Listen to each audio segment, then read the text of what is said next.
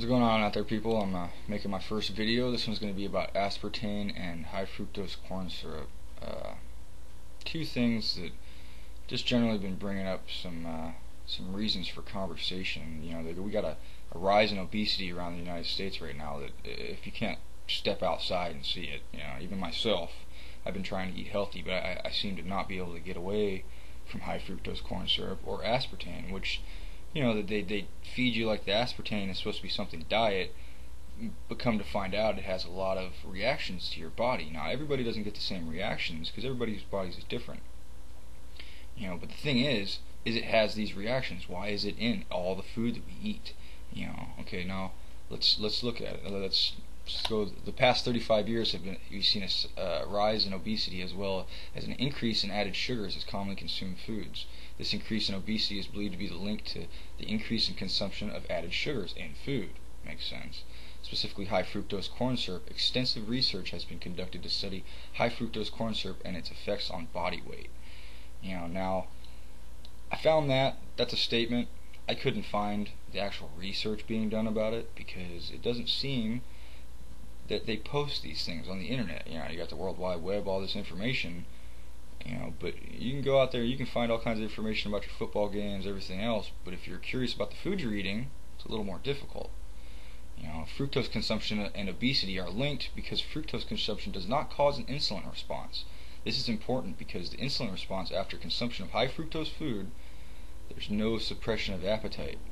So basically, you keep eating. You don't realize that you're full or you're satisfied with what you ate because your body doesn't react within time. And then when it does react, it overreacts or it underreacts. You know, you either get your people becoming diabetic or you get people becoming hypoinsulin. You know, where they have to take insulin or they have to eat sugar every day. You know what I'm saying? And it's ridiculous. We worry about all these things. We put all this stuff on commercials, spend millions of dollars, you know, on all this obesity stuff and everything. But when it comes down to it, we put the shit in there that causes it. You know, so you know, where's the logic here? You know, now high fructose corn syrup, I try as hard as I can to stay away from it. Occasionally, I like soda, you know, and most of your juices have it in it unless it says 100% juice, not from concentrate. See, that's a lie. When they say they got it from concentrate, basically what they did is they boiled it down, froze it, and added water to it later. You know, now I'm not even going to get into what's in the water that we're using right now, but that'll be a whole nother video. The water is ridiculous. Where I live specifically, there's over 50 chemicals they put in the water. You know. Okay, now let's talk about aspartame for a second before I run out of time here. Aspartame was synthesized in 1965 by James M. Schlatter. I think I'm saying that right. Approximately 200 times sweeter than sucrose by volume.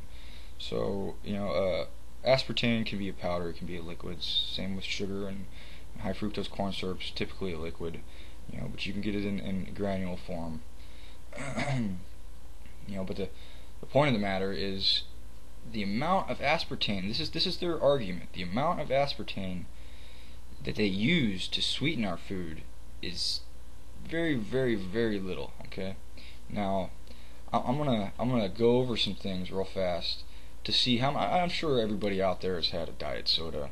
You know, has ate some sort of diet food, aspartame. It has to have happened. Every one of us have had it. Okay, I've had it. You know, all the gum we chew, if it's sugar free, it's aspartame. You know, here are some of the effects of aspartame. Now, everybody's different, so the effects may be different with you. You know what I'm saying? Some people experience diarrhea. You know, a lot of people experience a little stomach ache or even a headache after they drink diet soda. I stay away from it because it just generally doesn't make me feel good. I drink it and I just kind of feel shitty. You know what I'm saying? Anyway, here's what happens to the ear. Ringing or buzzing sound, severe intolerance of noise, or marked hearing impairment.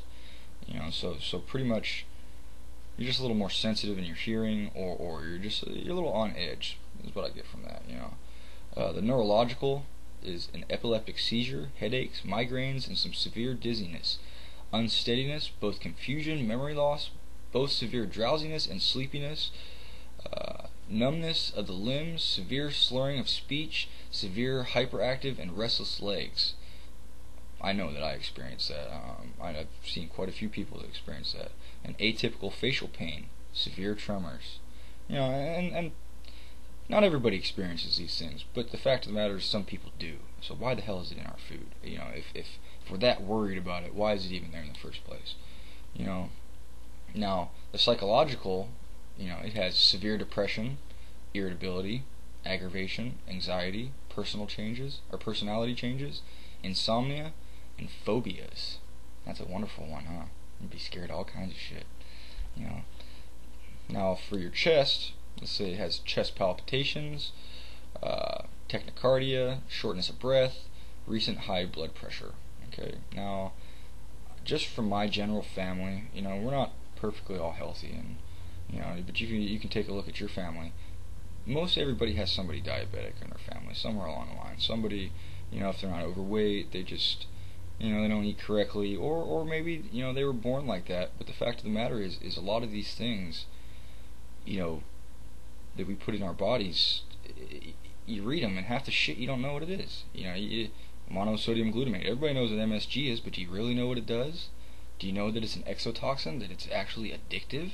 They don't tell you that when you go to the Chinese restaurant. They just tell you, oh yeah, grub down as much as you can, and then 45 minutes later, what's happening? You're hungry again.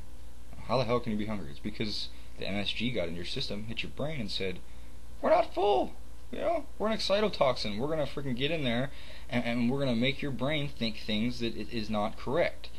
That's why it's called an excitotoxin, because it literally excites your body, and it hurts it by doing it. It literally causes brain cells to die because they are becoming, what would be the right word? I can't think of the right word, but they become so volatile that they literally freak out and die. I mean, we're talking about cells here. I'm not a doctor. I'm not a scientist or anything like that. But from what I understand, and there's other things I can post to refer you back to somebody who's a little more intelligent on that information. About its actual effects. Now, let's talk about if you drink diet soda consistently. I have a friend of mine that quit drinking beer and replaced it with diet soda. And at first, I was like, oh, congratulations, great job. But then I started noticing how he just generally started looking older, more run down looking, tired, kind of fucking poo-buddish. He didn't want to get up and do nothing. Some of the effects of aspartame, which is what he was drinking every day, he replaced beer with it. So he's drinking about a 12-pack or more soda a day. I mean, it's a little ridiculous, but I'm just using this as an example. He had symptoms of freaking, he had problems going to the bathroom. I wasn't too involved in what he had going on in the bathroom, but I do research aspartame, and I asked him questions, just to find out. And he actually considered getting on to medication because he was feeling depressed. He felt down, you know what I'm saying? I basically told him to get off the aspartame. I got him eating what I recommend to everyone is the Alawada superfood. It's all natural, it's GMO, or it's non-GMO. Sorry, it's non-GMO. And it's soil friendly. So basically they grow in somewhat the same soil, and they, they're just generally trying to give you the right kind of food. They're not trying to give you all the garbage. You go out there right now, you go get Nabisco, you go get any of the major companies, they all got a bunch of garbage in the food. Half the shit you don't even know what it is. You read it, you're like, dexatrinamin, what the hell is that? I don't even know what that is. I can look it up and find out, but how many of you actually will go and find out what the hell you're eating? Most likely none of you will. That's why I'm making this video in the first place. Because I'm trying to help my family. I got my mother who is borderline diabetic. It seems like she tries all these different diets, all these different companies want to give her different things to help her out.